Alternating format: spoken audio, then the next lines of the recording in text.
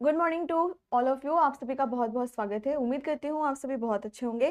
सभी बच्चे जल्दी से लाइव आ जाइए और चलिए सेशन को हम सभी यहाँ पर शुरू करते हैं। ऑडियो और वीडियो अगर ठीक है तो जल्दी से आप सभी मुझे कमेंट करके बता देंगे गुड मॉर्निंग, नमस्ते, गुड मॉर्निंग।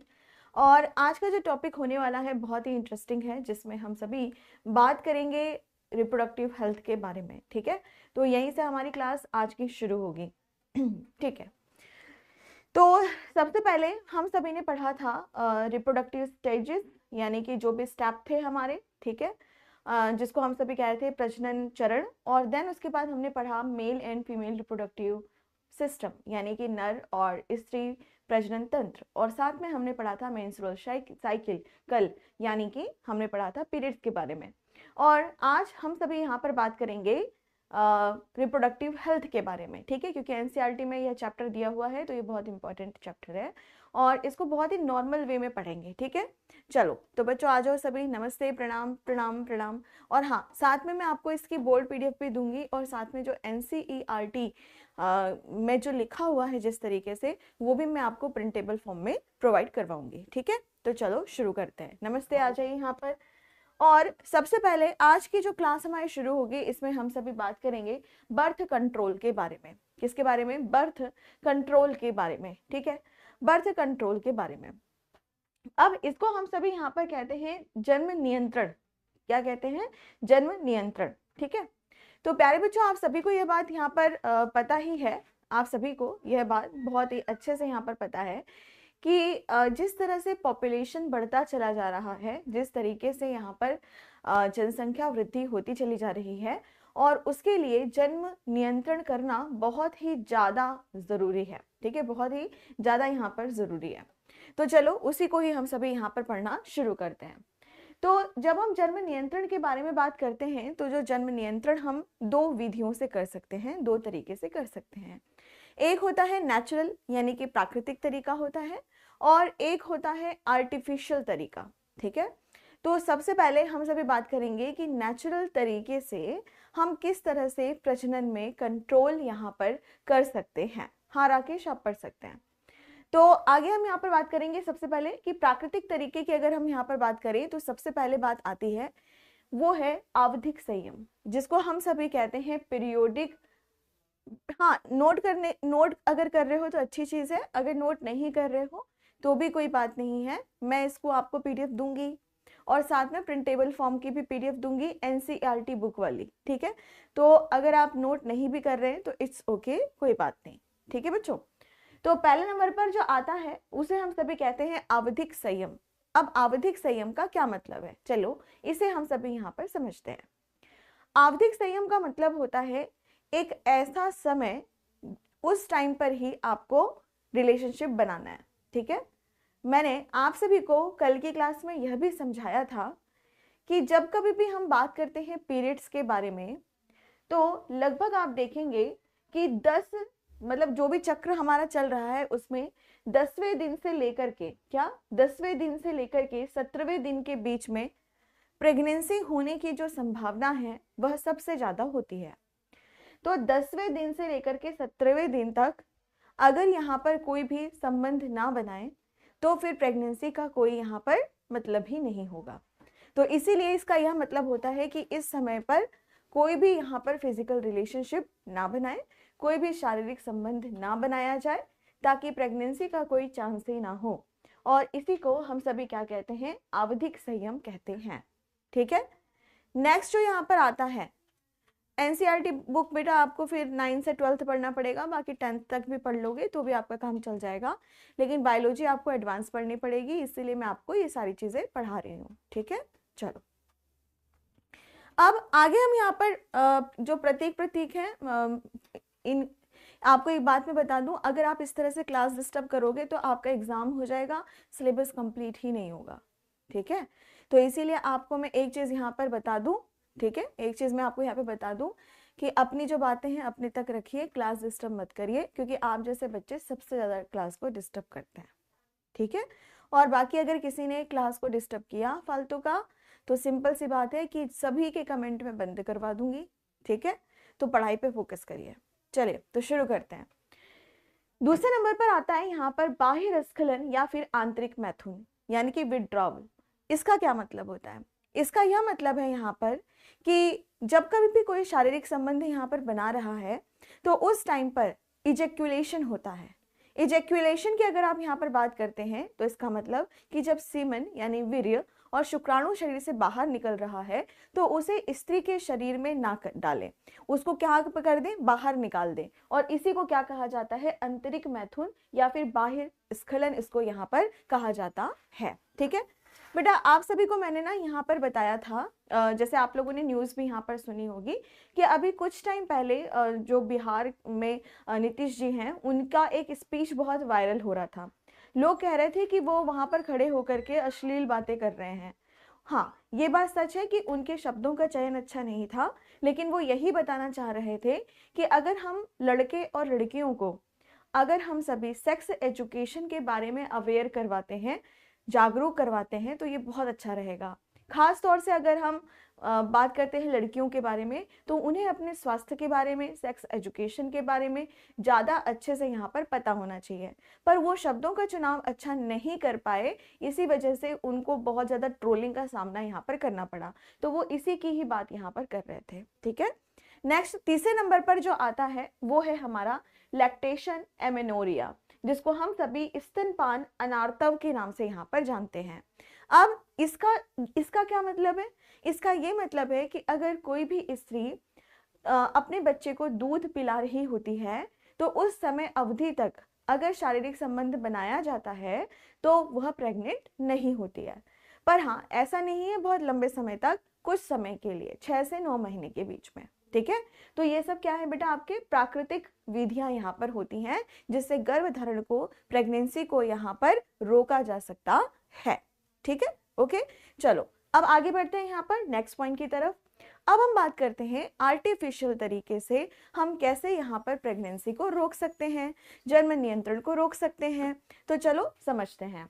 आर्टिफिशियल और बैरियर मेथड की अगर हम बात करें, रोध विधियों की अगर हम यहाँ पर बात करें, तो जो सबसे इम्पोर्टेंट है वो है कॉन्डोम्स का इस्तेमाल करना। ठीक है, कॉन्डोम्स की अगर आप यहाँ पर बात करें तो सबसे पहले नंबर पर जो कॉन्डोम इंडिया में आया था उसका नाम था निरोध।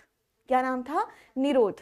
ठीक है, तो सबसे बेस्ट जो तरीका होता है इन्फेक्शन से बचने का, संक्रमण से बचने का और एड्स जैसी बीमारियों से बचने का, तो उसके लिए सबसे जो बेस्ट तरीका होता है वह क्या है? कॉन्डोम्स का प्रयोग करना। और साथ में आपको यह ध्यान रखना है कि सबसे पहले इंडिया में जो कॉन्डोम आया था उसका क्या नाम था? निरोध। ठीक है, यह कैसा दिखाई देता है? कुछ इस तरह का दिखाई देता है। अगर आपसे यह पूछा जाए कि जो ये कॉन्डोम्स होते हैं यह किस मटेरियल के बने हुए होते हैं, तो आंसर करना कि यह लैटेक्स और रबर के बने हुए होते हैं। किसके बने हुए होते हैं? लैटेक्स और रबर के यह यहाँ पर बने हुए होते हैं। ये डिस्पोजल होते हैं। डिस्पोजल होने का मतलब है कि अगर इसको एक बार यूज कर लिया जाए तो दोबारा हम इसको यूज नहीं करते, एक बार यूज करने के बाद इसको फेंक दिया जाता है। ठीक है, तो यहाँ पर सबसे पहले जो मेथड है वो है कॉन्डोम का। ओके बच्चों, और इसे मेल उपयोग करता है, जो लड़के होते हैं यानी जो आदमी होते हैं वो इसका यहाँ पर प्रयोग करते हैं। ठीक है, फिर यहाँ पर आता है कि मैम क्या इसी तरह से लड़कियों के लिए भी कुछ कॉन्डोम जैसी व्यवस्था है? हाँ है, लड़कियों के लिए भी कॉन्डोम जैसी व्यवस्था है, पर उसको क्या कहा जाता है? डायफ्राम कहा जाता है, गर्भाशय ग्रेवर टोपी यानी कि सर्वाइकल कैप कहा जाता है, और वॉल्ट नाम से आता है, मार्केट में बिकता है। ठीक है, यहाँ पे अगर आप इनके बारे में बात करो तो यह फीमेल यानी कि जो औरतें होती हैं, लड़कियां होती हैं, वो इनका यहाँ पर उपयोग कर सकती हैं। और ये ऐसे होते हैं, डिस्पोजल नहीं होते, इनका बार बार उपयोग किया जा सकता है। ठीक है, लेकिन जो सबसे बेस्ट तरीका होता है वह कौन सा होता है? कॉन्डोम का ही होता है। ठीक है, आगे नेक्स्ट यहाँ पर पढ़ते हैं। अगर आप मार्केट में जाएं तो मार्केट में बहुत सारे क्रीम, बहुत सारे लोशन, बहुत सारे स्प्रे, बहुत सारे फोम्स भी मिलते हैं, और ये सभी क्या होते हैं? तो आपको बताना है, शुक्राणु नाशक होते हैं। कैसे होते हैं? शुक्राणु नाशक होते हैं। ठीक है, यानी कि इस पर जो होते हैं उनको मारने वाली क्रीम यहाँ पर होती है। ठीक है। और ये भी मार्केट में मिलती है और लोग इसको भी काफ़ी ज़्यादा यूज़ करते हैं, पर जो सबसे बेस्ट तरीका है वह क्या है, कॉन्डोम है, ठीक है। चलो, तो अब मैंने क्या बताया कि जब आर्टिफिशियल तरीके की हम यहाँ पर बात करते हैं तो आर्टिफिशियल तरीके में सबसे पहले कॉन्डोम, दूसरे नंबर पर डायफ्राम, सर्वाइकल कैप और वोल्ड, और तीसरे नंबर पर क्या आ जाता है हमारा जो हमारा शुक्राणुनाशक क्रीम, जेली और झाग होते हैं, ये सब आ जाता है, ठीक है। इनको लड़कियां यूज करती हैं और इसको लड़के लोग यूज करते हैं। चलो, इसके बाद नेक्स्ट जो पॉइंट आता है ये थोड़ा सा अलग है। आप लोगों ने यहाँ पर कॉपर टी का नाम सुना होगा, अगर नहीं सुना कोई बात नहीं, आज सुनो, ठीक है। अब यहाँ पर ना बहुत सारे डिवाइस का भी इस्तेमाल किया जाता है। क्या डिवाइस का भी इस्तेमाल किया जाता है, यंत्रों का भी इस्तेमाल किया जाता है, जिसमें सबसे ज्यादा फेमस है IUD, ठीक है। तो आपके एग्जाम में पूछता है कि IUD की फुल फॉर्म क्या होती है। आपको क्या बताना है बेटा कि IUD की फुल फॉर्म होती है इंट्रा यूटेराइन डिवाइस, ठीक है। अब इससे नाम से ही पता चल रहा है अंतः गर्भाशय युक्ति, युक्ति मतलब तरीका, अंतः मतलब अंदर और गर्भाशय मतलब गर्भाशय में, यानी गर्भाशय में कुछ यहाँ पर लगाया जाएगा जिसकी वजह से प्रेगनेंसी ना हो, ठीक है।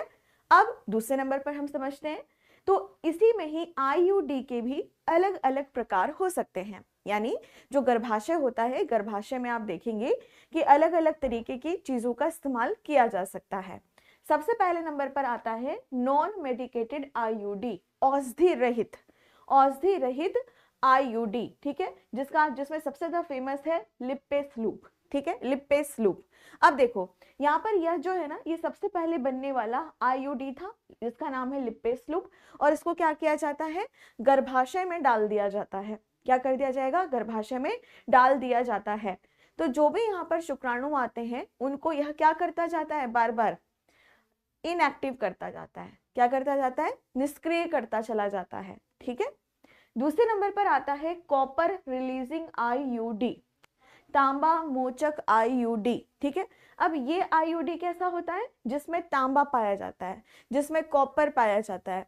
तो मैं आपको बता दूं कि जो कॉपर होता है बेटा वो शुक्राणु को मारता है, वो स्पर्म्स को मारता है, और इसी वजह से सबसे ज्यादा फेमस है कॉपर टी। क्या फेमस है सबसे ज्यादा, कॉपर टी, क्योंकि यह टी शेप का होता है। आप देख सकते हो ये टी शेप का होता है। इसको क्या किया जाएगा, जैसे ये आपका गर्भाशय है, ये आपका यहाँ पर गर्भाशय है, ठीक है, इस तरह से। तो ये देखो यहाँ पर कॉपर टी इस तरह से लगा हुआ है, ठीक है, कॉपर टी इस तरह से लगा हुआ है। और अगर आप और ध्यान से यहाँ पर देखें तो होता क्या है कि जैसे मान लो स्पर्म यहाँ पर गया, स्पर्म यहाँ पर गया, पर यहाँ से क्या है, बंद है, कॉपर टी ने उसको क्या किया हुआ है, बंद यहाँ पर किया हुआ है, ठीक है, बंद यहाँ पर किया हुआ है, ठीक है। तो आप लोगों को यहाँ पर ध्यान में रखना है कि यही टी की शेप का है, कॉपर का बना हुआ है, और जो भी शुक्राणु होता है उसको मारने का काम ये यहाँ पर करता है, और इसीलिए इसका नाम क्या बन गया, कॉपर टी, ठीक है, बहुत फेमस है। दूसरे नंबर पर कॉपर 7 और साथ में मल्टी लोड 375 भी आते हैं, लेकिन सबसे ज्यादा यहाँ पर जो फेमस है वो है कॉपर टी, ठीक है, डन यहाँ तक। तो पहला क्या था यहाँ पे, लिपेस लूप, दूसरा क्या है, कॉपर के बने हुए, जैसे कि copper T, copper 7, multi loaded, ये सब क्या करते हैं कि कॉपर निकलता है और वो शुक्राणुओं को मारता है, और उस वजह से आप सभी देखेंगे कि बहुत अच्छे तरीके से यहाँ पर प्रेगनेंसी रुक जाती है। अब यहाँ पर ना कुछ लोग पूछते हैं कि मैम इसके बाद क्या पीरियड्स आएंगे, अगर किसी युवती के अंदर, किसी औरत के अंदर इसको लगा दिया जाए तो क्या उनको पीरियड्स आएंगे। हाँ बिल्कुल आएंगे, ठीक है। क्या इसका कोई साइड इफेक्ट होता है, बेटा अगर अच्छे तरीके से इसको लगाया गया है, किसी अच्छे डॉक्टर के माध्यम से लगाया गया है तो कोई दिक्कत नहीं आती है।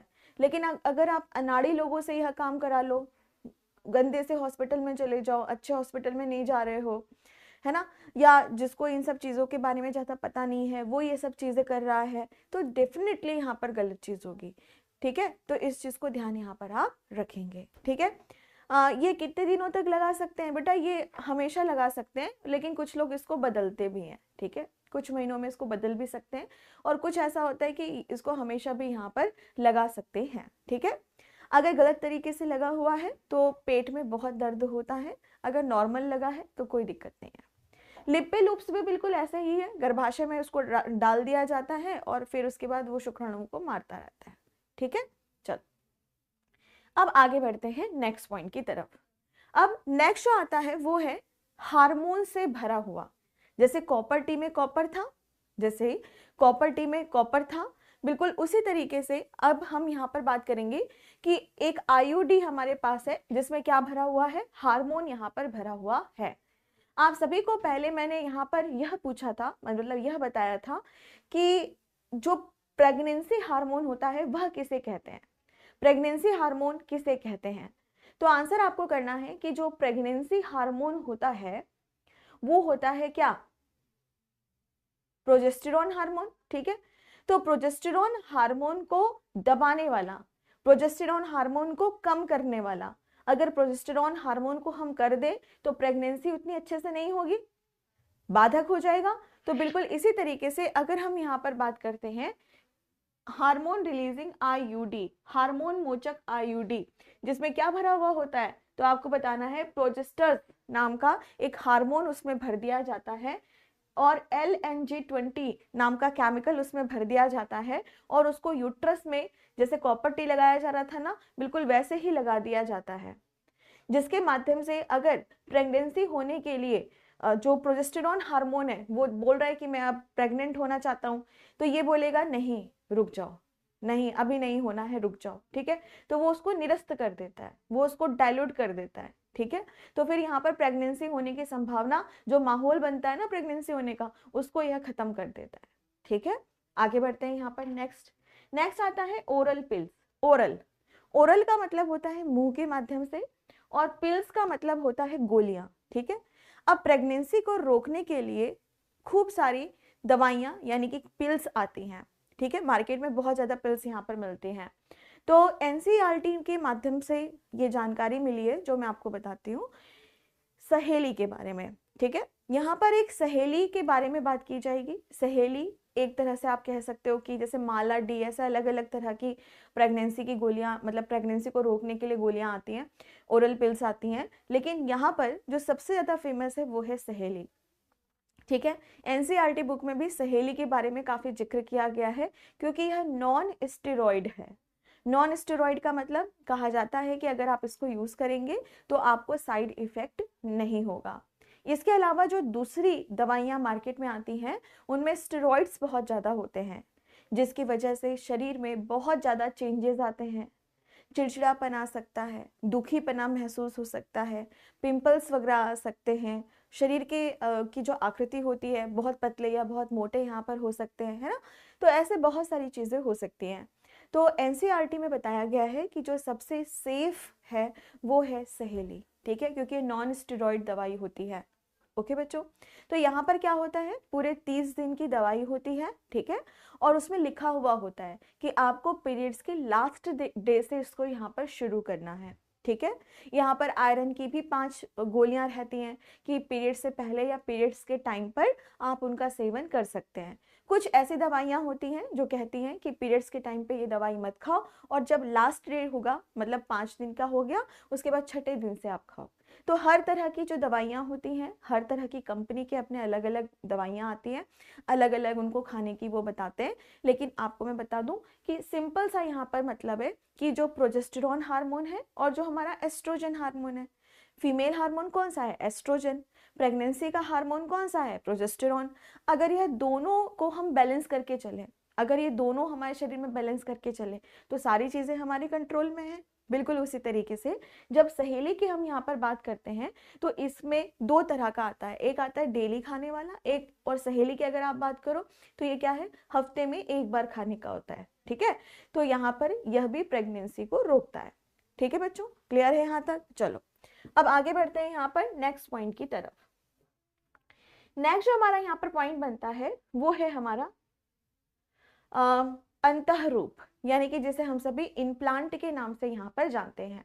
इंडिया में ये बहुत ज़्यादा प्रचलित नहीं है, लेकिन इसमें क्या होता है, इसमें एक छोटा सा, जैसे माचिस की तिल्ली होती है ना, उतनी ही छोटी एक आप कह सकते हो छड़ी होती है। ठीक है, और इस छड़ी को क्या किया जाएगा, शरीर के चमड़ी के अंदर, मतलब स्किन के अंदर लगा दिया जाता है। ठीक है, इसको स्किन के अंदर यहाँ पर लगा दिया जाता है, ठीक है। अरे बच्चों ये बच्चा कह रहा है मैम उसको सब खा सकते हैं, नहीं नहीं नहीं नहीं, शादी के बाद अगर कोई भी यहाँ पर युवती या कोई भी महिला माँ नहीं बनना चाह रही है तब वो इसको खाएगी, ठीक है। और ये सिर्फ महिलाओं के लिए है, ये ओरल पिल्स, ठीक है बेटा। ये जो आपका हार्मोनल रिलीजिंग आईयूडी है ये भी सिर्फ महिलाओं के लिए है, यूट्रस फीमेल बॉडी में होता है, ठीक है। और ये जो सहेली वाली जो दवाई है ये भी महिलाओं के लिए है, पुरुषों के लिए नहीं है, पुरुष इसे नहीं खाएंगे, ठीक है। ओके, चलो आगे हम यहाँ पर बात करते हैं। नेक्स्ट यहाँ पर आता है गर्भ निरोधक की तरह यहाँ पर अंतर्रोग का भी इस्तेमाल किया जाता है, जिसमें आप सभी देखेंगे। अरे कोई बात नहीं, मासूम बच्चे, नहीं पता भाई, पहली बार पढ़ रहे हैं, ओके कोई बात नहीं, ठीक है। अब आगे हम यहाँ पर, मैम खाने के बाद कभी माँ नहीं बन सकती, ऐसा कुछ नहीं बेटा। जब उनको प्रेग्नेंट होना होगा तो वो खाना छोड़ दें, खत्म बात, ठीक है। ऐसा नहीं है कि खा रही हैं तो वो माँ नहीं बन पाएंगी, ऐसा कुछ नहीं है। जब तक खा रहे हो तब तक माँ नहीं बनोगे। जब फैमिली प्लानिंग करनी है, छोटा बेबी यहाँ पर करना है, तो वह दवाई खाना छोड़ दो, ठीक है। चलो अब आगे बढ़ते हैं, कोई बात नहीं। अब हम बात करते हैं अंतर्रोग के बारे में। अंतर्रोग की अगर आप यहाँ पर बात करें तो आप देखेंगे एक छोटा सा यहाँ पर आपको जैसे माचिस की तीली होती है इतना बड़ा ही आपको यहाँ पर एक स्टिक दिखाई देगा, ठीक है। और इसको क्या किया जाता है, लगा दिया जाता है स्किन के अंदर, खास तौर से यह शोल्डर या बाजू में लगाया जाता है। और इसमें भी आप देखेंगे अलग अलग तरह के हार्मोन्स होते हैं, और इसमें भी वही जो प्रोजेस्टेरोन हार्मोन को कम कर सके ऐसे हार्मोन वहाँ पर दिए जाते हैं, ताकि वह धीरे धीरे धीरे धीरे धीरे धीरे ब्लड में मिलते रहे और क्या होता रहे, यहाँ पर प्रोजेस्टेरोन हार्मोन का लेवल यहाँ पर कम रखे, ठीक है। मैम मेडिसिन की कोई साइड इफेक्ट नहीं होते, हाँ हो सकते हैं। देखो बेटा हर किसी का शरीर ना अलग अलग होता है, ठीक है। जैसे हम एलर्जी की बात करते हैं बच्चों, तो एलर्जी जो होता है जरूरी नहीं ना कि सबको एक जैसी एलर्जी हो। जैसे मैं अपनी बात करूं, मुझे डस्ट से एलर्जी है, और अगर किसी और की बात करें तो उसे पेंट से, कलर से एलर्जी हो सकती है। किसी किसी को यहाँ पर एयर कंडीशनर से एलर्जी होती है, एसी चल रहा है तुरंत बीमार हो जाते हैं, ठीक है। किसी किसी को धूप से एलर्जी होती है, जैसे ही धूप में पहुंचे बिल्कुल पसीना आने लगा और एकदम सन बर्न होने लगा, एकदम लाल हो गए एकदम, ठीक है। और पूरा शरीर ऐसा जलन सा करने लगा, है ना बच्चों। तो एलर्जी अलग अलग हो सकता है। जैसे किसी को खाने से एलर्जी है, अगर कोई यहाँ पर मूंगफली खा ले उसको एलर्जी हो जाएगा, है ना। या कोई अंडा खा ले उसको एलर्जी हो जाएगा। कई बार कपड़े के जो टेक्सचर होते हैं, कपड़ा जो होता है ना, कपड़े से भी एलर्जी हो जाती है। तो जैसे अपन तो कॉटन पहन के बहुत खुश रहते हैं, पर किसी किसी को टेरिकॉट का जो कपड़ा आता है, थोड़ा टाइट कपड़ा आता है, उससे रैशेस पड़ जाते हैं। तो बिल्कुल ऐसे ही दवाइयों के साथ भी है, दवाइयों के साथ भी यही चीज है, ठीक है। कि किसी को तो वो दवाई बहुत सूट कर जाती है पर किसी को वो दवाई सूट करती ही नहीं। अब मैं आपको बताती हूँ कि जब जैसे फ्रेंड्स की बात करते हैं, अब एक फ्रेंड है, उसने एक क्रीम लगाई, उसकी स्किन बड़ी चमक रही है, वाह मजा आ रहा है उसको देख के, ठीक है, बड़े कॉम्प्लीमेंट उसको मिल रहे हैं। अब हम क्या करते हैं, कहते हैं वाह तेरी तू तो जो लगा रही है बहुत अच्छा है, दिखा दिखा मैं भी लगा लेता हूँ या मैं भी लगा लेती हूँ। अब उसने क्या किया, उसको भी लगा लिया, उसको भी लगा लिया, ठीक है। और क्या पता चला यहाँ पर कि जो चेहरा था वो खराब हो गया, पहले से भी खराब हो गया। बदली पहले तुम सुंदर दिख रहे थे पर वो जबरदस्ती देखा देखी लगा लिया, ठीक है। तो यहाँ पर आपको यह ध्यान में रखना है कि बेटा ऐसा नहीं है कि ये जो दवाइयाँ हैं ये सबको सूट करें। तो इसीलिए यहाँ पर जब इस तरह की बात होती है ना, तो हमेशा एक बात कहती हूँ, डॉक्टर क्यों हैं, डॉक्टर इसीलिए हैं। डॉक्टर आपसे पूछेगा सारी चीजें और फिर आपको वह दवाई लिख के देगा, ठीक है। हम लोग क्या करते हैं, सर्दी जुकाम आया, केमिस्ट से एक दवाई लिया है कि भाई वो सस्ती दे देता है, डॉक्टर के पास जाएंगे तो वो पर्चा काटेगा, प्रिस्क्रिप्शन लिखेगा, फालतू में पैसे ले लेगा, तो हम क्या करें यहाँ पर, चलो चलते हैं, है ना। तो बच्चों मैं वही बात कह रही हूँ आपको कि हमेशा डॉक्टर से कंसर्न करें, एक बार कंसर्न कर लें फिर उस दवाई को आप कंटिन्यू कर सकते हैं, ठीक है।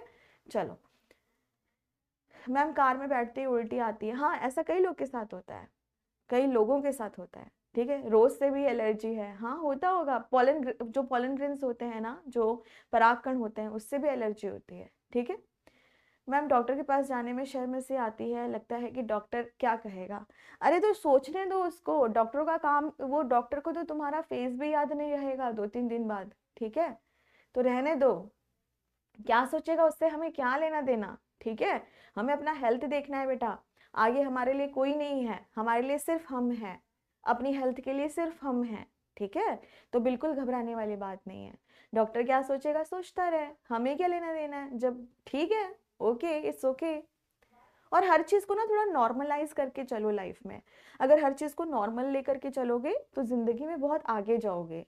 किसी के साथ गलत मत करो, ठीक है, किसी के साथ बुरा व्यवहार मत करो, किसी के पीठ पीछे कभी किसी की बुराई मत करो बेटा, कभी मत करो, ठीक है। अगर किसी को बोलना है तो उसको एक कॉर्नर में ले जाना है आपको और बोलना है कि देख भाई, मुझे तेरी ना ये वाली बात अच्छी नहीं लगी, तो बुरा मत मानना, पर मुझे अच्छी नहीं लगी, मैं तेरे साथ दोस्ती रखना चाहता हूँ या मैं तेरे साथ दोस्ती रखनी चाहती हूँ, मैं तुझे प्यार भी करता हूँ, मैं तुझसे प्यार भी करती हूँ, है ना, चाहे जैसा भी प्यार हो, फ्रेंड वाला प्यार हो या फ्रेंड से ज्यादा वाला प्यार हो, पर हमेशा ना सामने बात रखो, तो सुलझे रहोगे जीवन में हमेशा, ठीक है। चलो, अब कुछ बच्चे कह रहे हैं कि मैम हमें पढ़ाई से एलर्जी है। बेटा जिसको पढ़ाई से एलर्जी है उसके लिए मेरे पास एक बहुत बढ़िया साधन है। तो ऑफलाइन अगर होते तो आपको तो बताती मैं अच्छे से, ऑनलाइन हो इसीलिए माफ कर दे रहे हैं, ठीक है। चलो ओके, अब हो गई बातें बहुत सारी, चलिए अब आगे बढ़ते हैं। अब यहाँ पर बात आएगी कि मैम क्या यहाँ पर भी सर्जरी करके इसको लगाते हैं, तो सिंपल सा है, छोटा सा चीरा लगा करके इसको फिट कर दिया जाता है, ठीक है। चलो अब आगे बढ़ते हैं नेक्स्ट पॉइंट की तरफ। अब हम यहाँ पर बात करते हैं नेक्स्ट कि ये सब चीजें तो बहुत अच्छे से हमें समझ आ गई। अब बात, हाँ, महिला मित्र पुरुष मित्र जिनसे बात करना हो कर सकते हैं। चलिए अब हम यहाँ पर बात करते हैं नेक्स्ट। अब कई बार सर्जरी के माध्यम से भी हम लोग यहाँ पर प्रेगनेंसी को रोक सकते हैं, ठीक है। सर्जरी के माध्यम से 2 विधि हो सकती है, पुरुषों के अंदर भी और महिलाओं के अंदर भी, जिसको आप तो आम तौर पर आप सभी नसबंदी कह देते हो। क्या कहते हो? नसबंदी यहाँ पर कह देते हो, ठीक है। तो चलो शुरू करते हैं। सबसे पहले हम पुरुषों के बारे में बात करते हैं। और पुरुषों की अगर हम यहाँ पर बात करें तो हमें यह बात बहुत अच्छे से पता होनी चाहिए कि ये क्या है, वृषण है, ये क्या है, टेस्टिस यहाँ पर है, ये वाला जो हिस्सा है ये क्या है, स्क्रोटम। क्या है बेटा? स्क्रोटम। पता है अली बात? आप सभी को यह बात अच्छे से पता होगी कि जो हमारा स्पर्म होता है वो कहाँ पर बनता है, वो यहीं पर बन रहा है, ठीक है। उसके बाद जो वास डिफेंस होता है, वास डिफेंस कौन सा बेटा? वास डिफेंस जो होता है वह शुक्राणु बनने के बाद इसको ऊपर लेकर के जाता है, ठीक है। तो हमें क्या करना है, इसको वास डिफरेंस को यहां से कट कर देना है। क्या कर देना है? यहां से इस तरह से कट कर देना है। जैसे ही कट कर देना है, कट करने के बाद इसको मोड़ करके हमें बंद कर देना है, टाई कर देना है, बांध देना है। तो इसी को क्या कह रहे हैं? नसबंदी।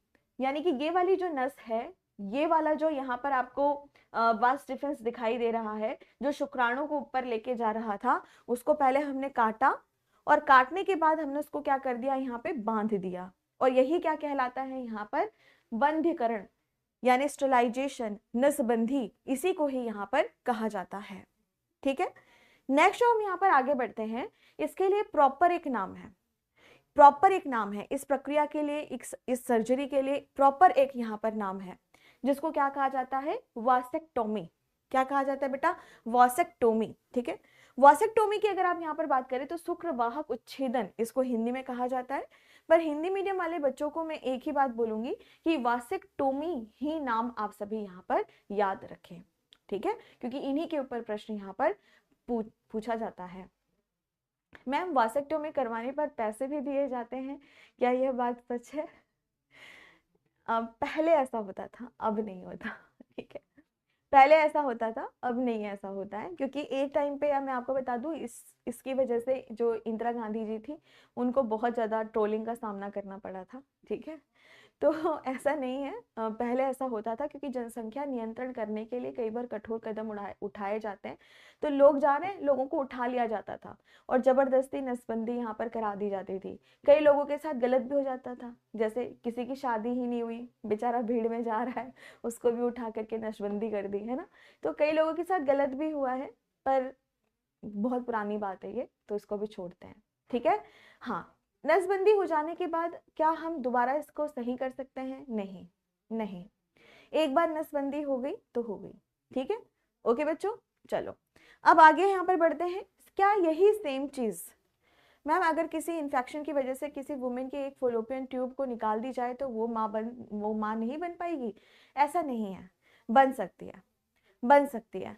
ओवरी सही है ना, बन सकती है। दूसरा फॉलोपियन ट्यूब यहाँ पर सही है, वो बन सकती है। ठीक है, लेकिन थोड़ा वेट करना पड़ता है, क्योंकि हर महीने एक अंडाशय से अल्टरनेट निकल रहा है अंडा, तो यहाँ पे 2-2 महीने आपको इंतजार करना पड़ेगा। ठीक है, तो बन सकती है। ठीक है, एक फॉलोपियन ट्यूब से भी माँ बन सकती है, कोई दिक्कत नहीं होगी। चलो अब आगे बढ़ते हैं यहाँ पर। नेक्स्ट अब नेक्स्ट जो हमारा यहाँ पर बनता है वो है स्त्रियों के बारे में। क्या स्त्रियों में भी नसबंदी होती है? हाँ बिल्कुल होती है, और यहाँ पर आपको ध्यान रखना है कि उसे हम सभी कहते हैं ट्यूबेक्टोमी।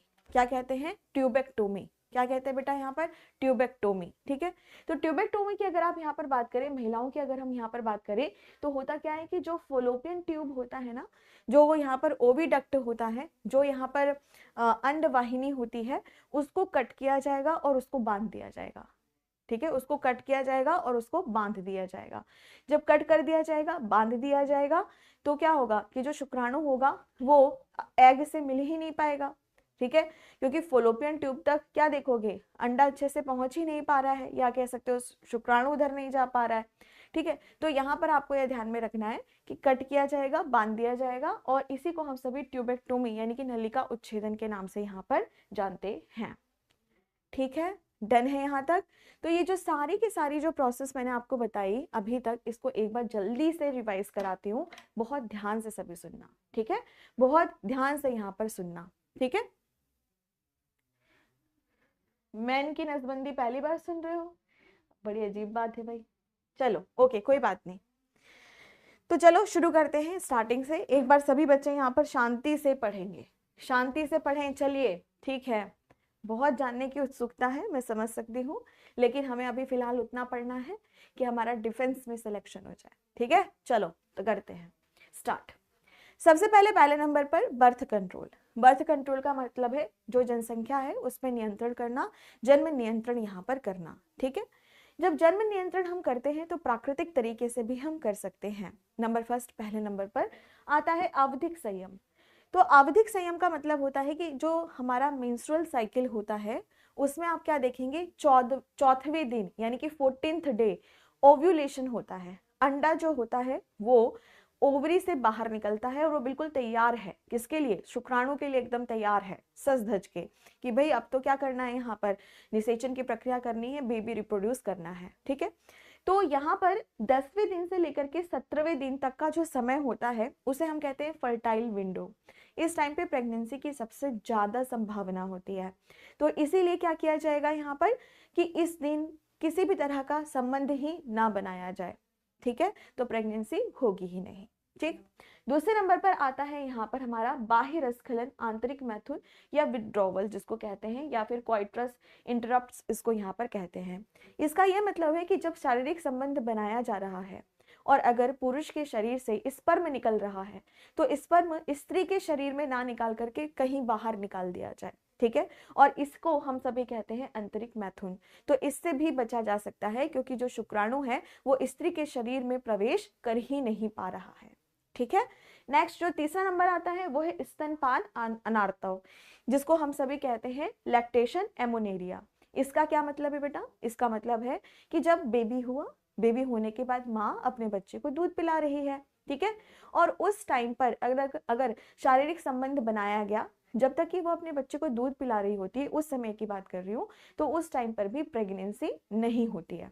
बहुत कम चांसेस है कि होगा, नहीं तो नॉर्मल आमतौर पर नहीं होती है। ठीक है, नेक्स्ट आगे यहाँ पर चलते हैं। नेक्स्ट आता है यहाँ पर आर्टिफिशियल तरीका। आर्टिफिशियल तरीके को हम कहते हैं रोध। रोध मतलब रुकना, रोकने का, ठीक है।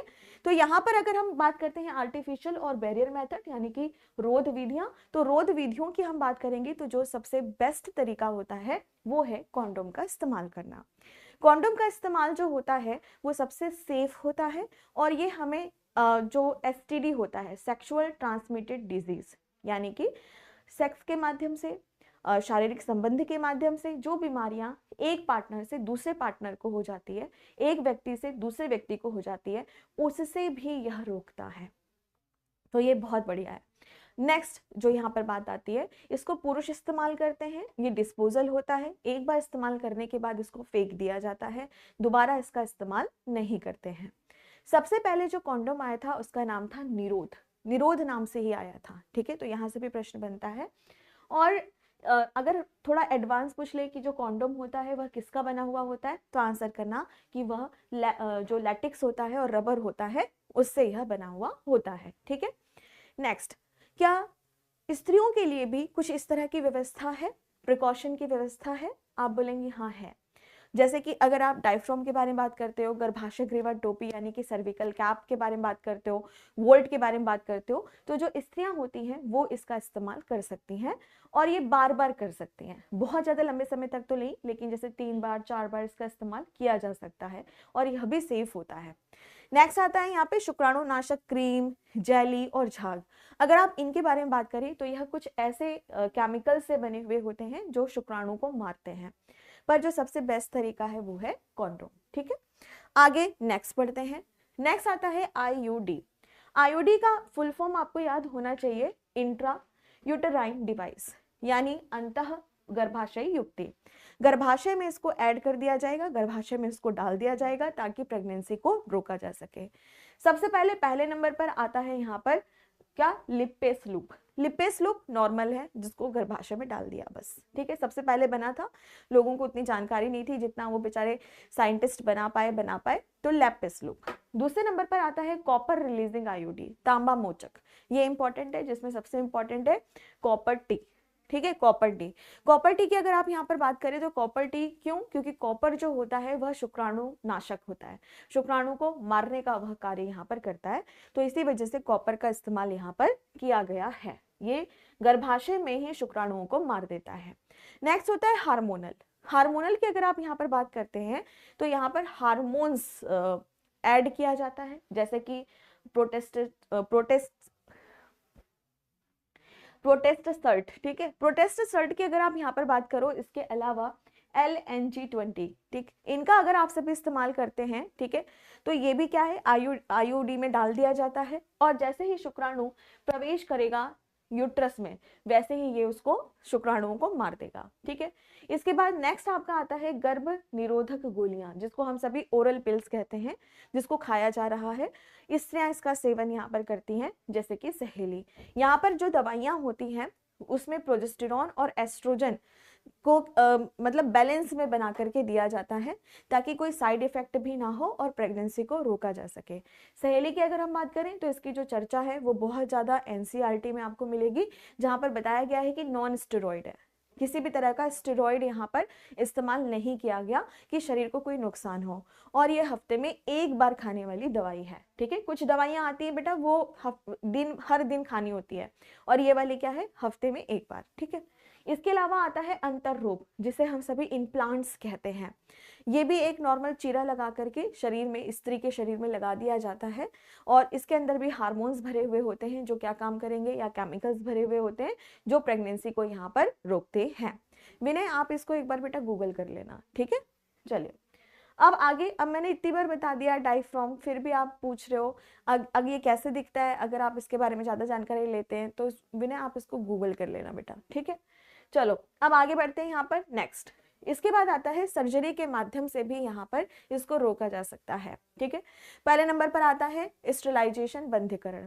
बंधीकरण होता है स्त्री और पुरुष दोनों में होता है। पुरुषों की अगर आप यहाँ पर बात करते हो तो पुरुषों में जो वास डिफेंस होता है, जो कि टेस्टिस से, यानी जो आपका ये है टेस्टिस, इसमें जो शुक्राणु यहाँ पर बन रहे हैं, वृषण में जो शुक्राणु यहाँ पर बन रहे हैं उसको नीचे से ऊपर ठीक है, नीचे से ऊपर लेकर के जा सकता है। मैम एक महिला कितने बच्चे जन्म दे सकती है? अंगद ये एक कॉमन सेंस वाली बात है, कितने दे सकती है भाई?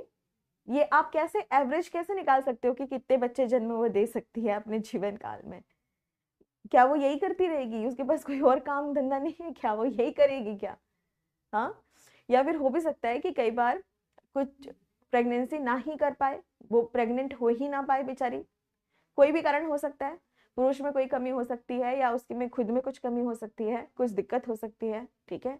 या फिर वो चाहती हो कि मैं एक ही बच्चा रखूंगी, या फिर वो चाहती है कि मैं 12 लोगों की एक पूरी टीम बनाऊंगी, या वो ये चाहती है कि मुझे कुछ करना ही नहीं है, मैं तो महारानी हूँ, सब मेरी सेवा करेंगे, मैं बच्चे ही प्रजनन यहाँ पे करती रहूंगी। ऐसे क्वेश्चंस का कोई लॉजिक बनता है क्या? कोई लॉजिक बनता है बेटा ऐसे का? ऐसे ऐसे क्वेश्चंस का? हाँ, ठीक है, तुम जानना चाहते हो, अच्छी बात है, लेकिन एक बच्चा कह रहा है 40।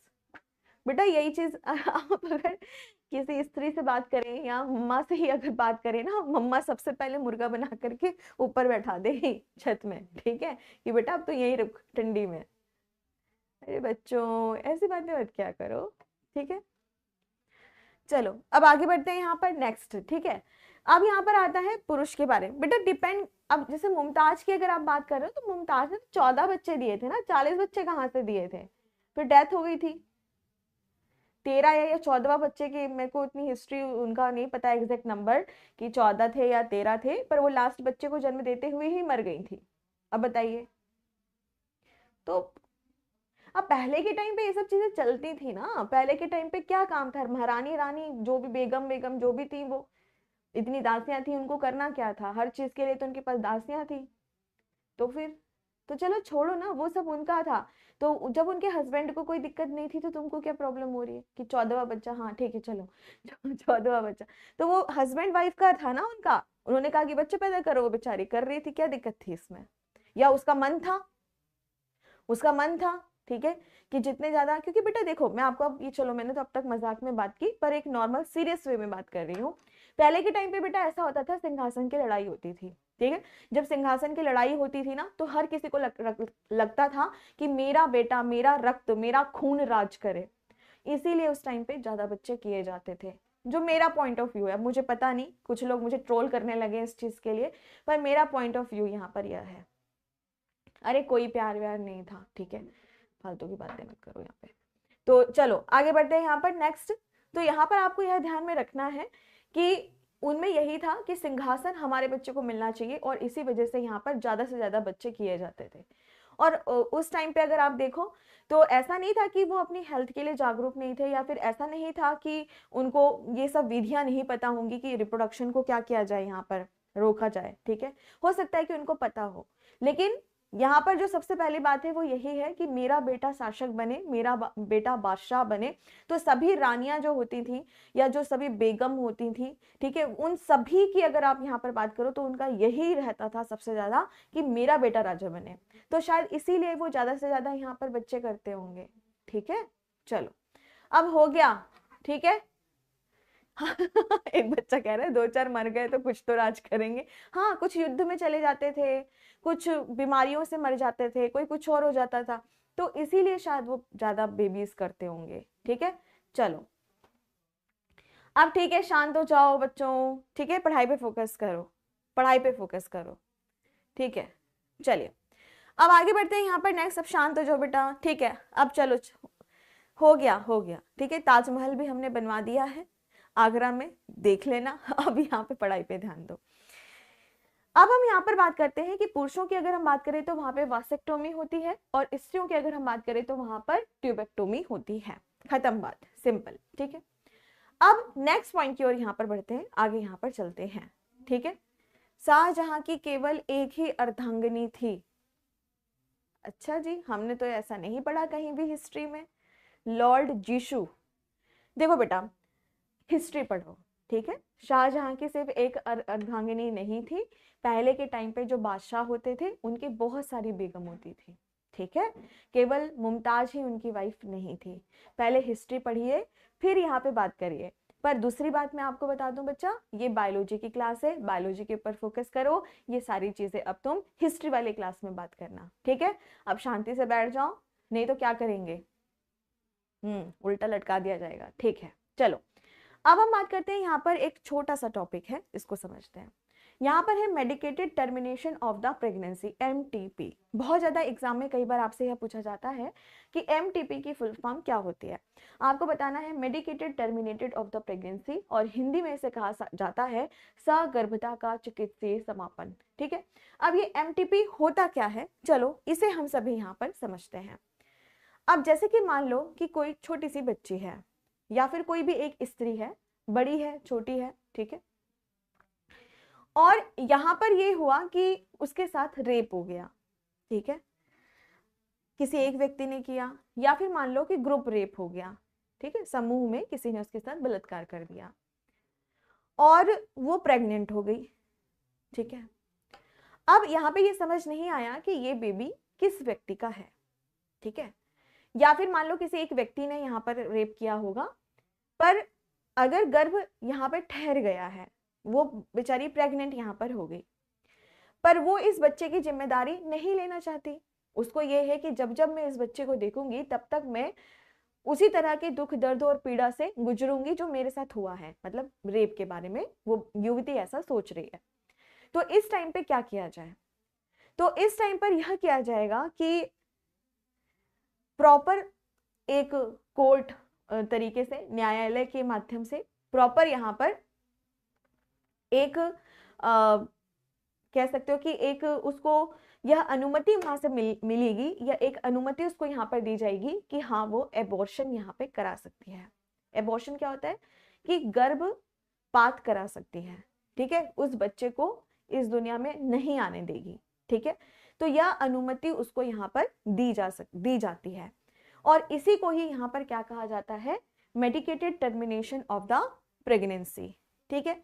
लेकिन मान लो कि लगभग उसका 5th मंथ चल रहा है, 5वां महीना चल रहा है, उसके बाद काफी तकलीफ है, उससे पहले अगर यह सारी चीजें हो रही हैं तो हाँ उसको अगर न्यायालय, मतलब कि जो सुप्रीम कोर्ट या हाई कोर्ट, जहां भी न्यायालय जो है जहां पे वो केस है, उनकी अगर हम बात करें तो वह उसको, उस लड़की को या उस युवती को, उस औरत को ये अनुमति दे सकती है कि हाँ वो एबॉर्शन करा सकती है, ठीक है।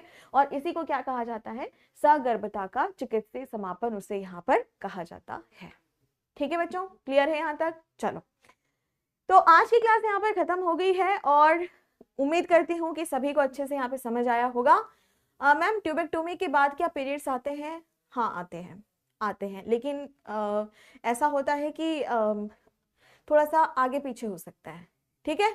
चलो तो बेटा भ्रूण हत्या अलग चीज होती है, भ्रूण हत्या नहीं बोलेंगे यहाँ पर, ठीक है। चलिए तो आज के सेशन की अगर हम यहाँ पर बात करें तो इतना ही रखते हैं, और कल नया टॉपिक मैं आप लोगों को यहाँ पर पढ़ाऊंगी। उम्मीद करती हूँ कि सभी को अच्छे से समझ आया होगा, खतरनाक तरीके से समझ आया, चलो ठीक है, रिवाइज इसको यहाँ पर कर लेना, ठीक है। और दूसरी बात, जो भी बोर्ड PDF है ये तो मैं आप लोगों को प्रोवाइड करा दूंगी, इसके अलावा NCERT बुक का भी मैं आपको यहाँ पर PDF प्रोवाइड करा दूंगी, पढ़ लेना, ठीक है। चलो तो आज के सेशन को इतना ही रखते हैं, उम्मीद करती हूँ कि सभी को अच्छे से यहाँ पे समझ आया होगा, और कल की क्लास में मिलते हैं। Thank you so much, take care, bye bye, जय हिंद, जय भारत।